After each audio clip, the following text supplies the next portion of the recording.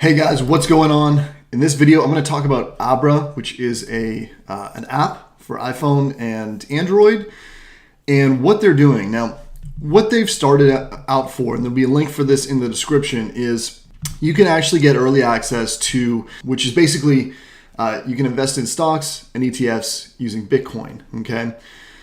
Now, this is one of the big promises of Bitcoin and cryptocurrencies in the beginning, is that the traditional banking disenfranchised so many people that they didn't have access to a lot of these same kind of investments. And what's great about this is it seems that they're pushing this global access and low minimums out to people that may not have a lot of financial experience, okay?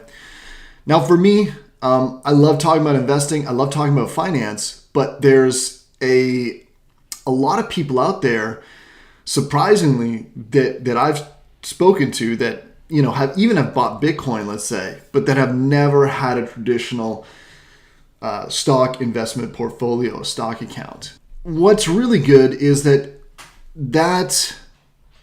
democratization of being able to buy stocks and get into, you know, financial technology is really opening up. So $5 minimums, there'll be zero fees for stock and ETF investments in 2019. Obviously, you know, later on they're going to have some investments, but you know, this is kind of the same promise that Robinhood made, investing in stocks more accessible. Also Wealthsimple for Canadians, which allows you to, you know, invest in ETFs and index funds, you know, where you don't even need to pick anything. And I think that's a great model for a lot of people as well too. But this is great because, you know, it gets people in the game. And one of the most important points about this is then you have gamification of your portfolio, right? So if you're paper trading or, you know, whatever the case may be, to me, that's always felt a little bit removed from reality, let's say. But even if you have a small holding in something like let's say that holds Coca-Cola or that holds Apple or, you know, whatever, the Alibaba or whatever the case may be, whatever stock that you're interested in, is you have a foot in the game and you can kind of learn, I think, a lot better by tracking that. So you can, you know, get more involved in the whole process, go to places like TradingView and, you know, just pull up charts, put up an indicator, and you're just more invested in the whole thing. So I really like that. The other thing about Abra is it allows you to buy Bitcoin with a credit card, right? So you can invest in 30 cryptocurrencies. And again, you know, just speaking broadly on cryptocurrencies, you really don't want to be invested in all of them. The majority of them will eventually be worth nothing, but there are definitely some besides Bitcoin that are going to be functional and going to be a store of value, right? So I think 30 is a good place to start, you know, because then you're not dealing with any of these, you know, really out there ones, fiat currencies and global stocks and ETFs, right? So you can fund your account using bank wire, credit card, debit card, or cryptocurrencies. So that's pretty cool. And so what you can do is if you click on the link, you can get free access and there'll also be no fees for trading stocks and ETFs in that first year. So, and I like this, the safety here, the non-custodial wallet, right? So what that basically means is, you know, you don't need to trust a centralized third party, okay?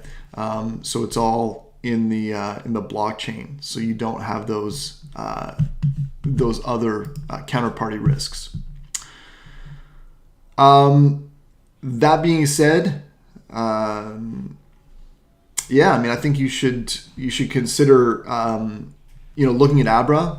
You know, I'm not here to give financial advice for you specifically, but you know, I just want to share what Abra is about. You know, the app Abra, and you know how it works, and I think that it's pretty cool. So last point, you know, you can buy Bitcoin instantly with a credit or debit card, and again, you know, getting into the cryptocurrency space is a little bit difficult for a lot of people because it's so, you know, it's just a little bit obscure, right? So what you can do is you can fund your account here, and there is 5% fee, which is pretty high, but it's easy, and you're paying for that convenience, right? Because anytime you use a credit card, there is risk for the seller due to chargebacks and things like that.